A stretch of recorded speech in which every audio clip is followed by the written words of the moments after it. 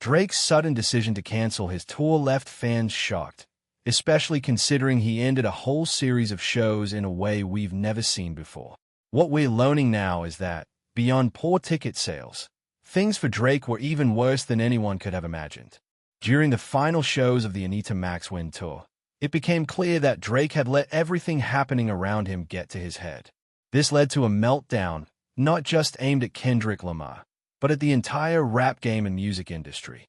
It seems that, more than just the low ticket numbers, Drake has completely given up, not only on this tour, but on his music career as a whole.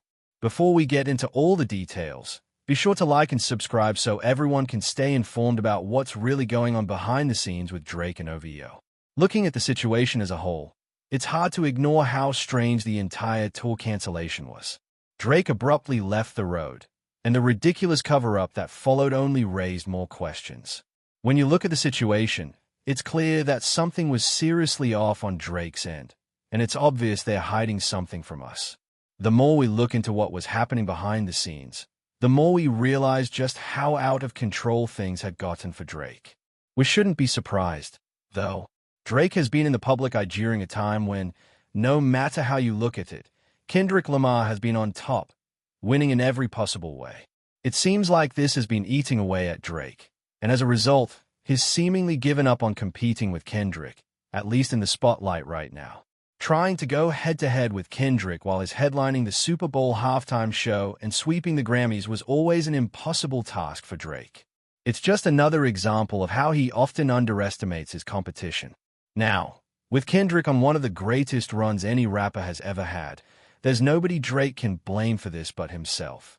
The ending of this tour revealed just how bad things have gotten for him, with some of the strangest outbursts we've ever seen. These outbursts happened during the final shows of the Anita Max Win tour, and the whole situation was already spiraling out of control. Beyond not being able to fill arenas, which would have been a massive blow to his image, Drake also faced a bigger issue. The tour was becoming less and less about celebrating his music and career, and more about something else entirely. This is why the tour spiraled the way it did and why Drake ultimately made the decision to cancel it. Instead of focusing on the music, Drake's shows have become a strange spectacle. Fans have been showing up with signs begging him for things, and rather than performing his actual tracks, Drake spends his time running around, playing karaoke on stage. He even lets the DJs play the songs that have been giving him the most momentum since the beef, like Nokia, while not performing them himself. This is a major reason why the record hasn't gained the traction that fans think it should. The issue isn't that the record is being suppressed, it's that Drake is showing little enthusiasm or effort in his performances. With all these cringeworthy moments, it's clear that these shows have been some of the most boring performances Drake has ever put on. To make matters worse, when Drake does use a microphone, it's not to connect with fans or elevate the show, it's to unravel his frustrations and anger about everything. This has led to some genuinely odd moments, revealing how angry Drake is, but also how complacent he's become in his unwillingness to change anything about his approach. Before the tour completely derailed, Drake was already encouraging fans to bring signs with disrespectful messages about Kendrick Lamar. There was even one moment where a fan held up a sign that read F Kendrick, and Drake responded with facts. Looking back now, this moment seems tame compared to the bizarre things that have unfolded since. As clips from the tour emerge, it's becoming clear that these shows are less about music and more about Drake using the stage to vent his frustrations to thousands of people. One of the most unsettling moments occurred when Drake stood on stage, looking into the crowd while fans began chanting F Kendrick. Given the context of the beef, it's not shocking that fans would chant this, but what's telling is Drake's reaction. Rather than de-escalating or ignoring it, he actively encourages it, making it clear that he wants to hear more. Considering the way the rivalry between him and Kendrick has evolved, this behavior is hard to ignore. What's even stranger is the fact that Drake seems to be seeking validation from these crowds. He acts tough in these moments, as if he's trying to prove something to himself or his fans. It's almost as though he's using these crowds to release his anger, and it's the only place he feels comfortable doing so. But the real problem is that this behavior seems completely out of character for someone who's been trying to project a certain image, a victim of the industry and his rivals. The more he rages like this, the more he's breaking that character, showing how much he's struggling with everything that's happened.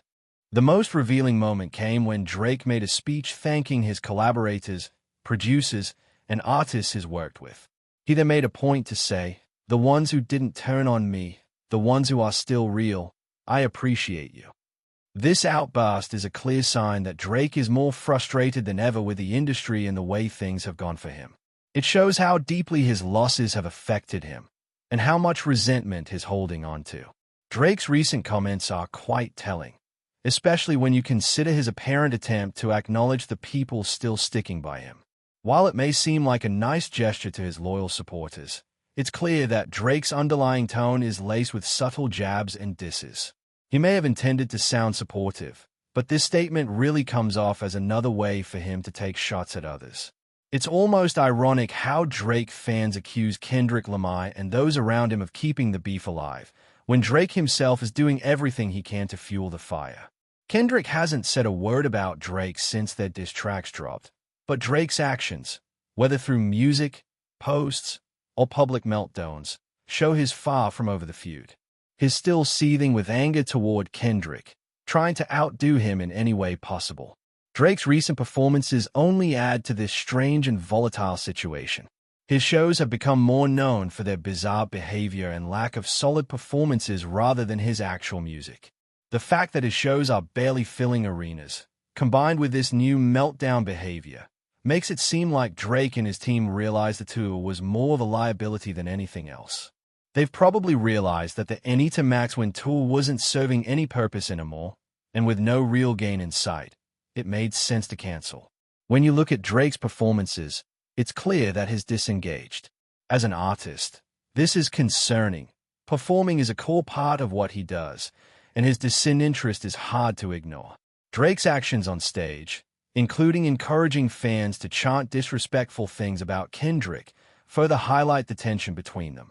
His behavior shows that not only is he still bitter about the past, but also that he's trying to manipulate the narrative around the feud. It's almost as if he wants to show that he has the same level of influence over Kendrick's image, trying to position the whole thing as a competition between the two of them. With his lackluster tour and now an album that failed to meet expectations, it's clear that Drake is no longer motivated by his music or performances. It's as if he's decided that the art and craft of rapping no longer matter to him. Instead, he seems to be focusing all his energy on the one thing he can still try to win, the lawsuit against Kendrick. With no interest in promoting his new album, SSS for You, and not even attempting to push it in any significant way, it seems like Drake has given up on his career in the traditional sense. The low numbers from the album, combined with the failed tour, show that he's not putting in the work anymore. He's clearly more invested in trying to end this loser's lap and focus on his legal battle, hoping for a win outside the music industry, because at this point, his musical journey seems to have come to a halt. There's a lot to unpack here, and this could easily deserve a whole video of its own. But what we can already see is that Drake has reached a point where, at least for now, he's completely canceled his tour and essentially given up on his new album due to its underwhelming reception. Now, it seems like he's trying to win a beef by having the best legal paperwork he could ever dream of. But if this is where his focus is, what's the point? If you're not doing all of this to make a real connection with your fans, then what are you even winning at?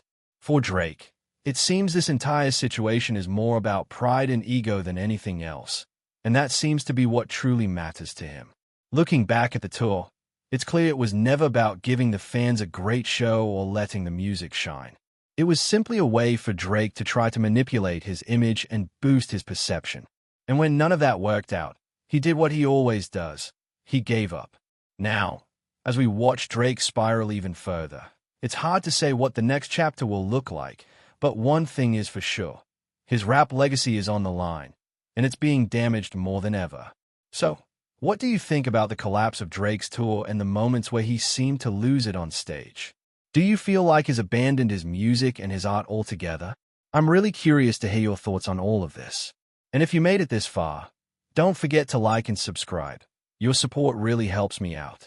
And if you want to dive deeper into how Drake was exposed for lying about the real reasons behind canceling his tour, Be sure to check out the suggested video.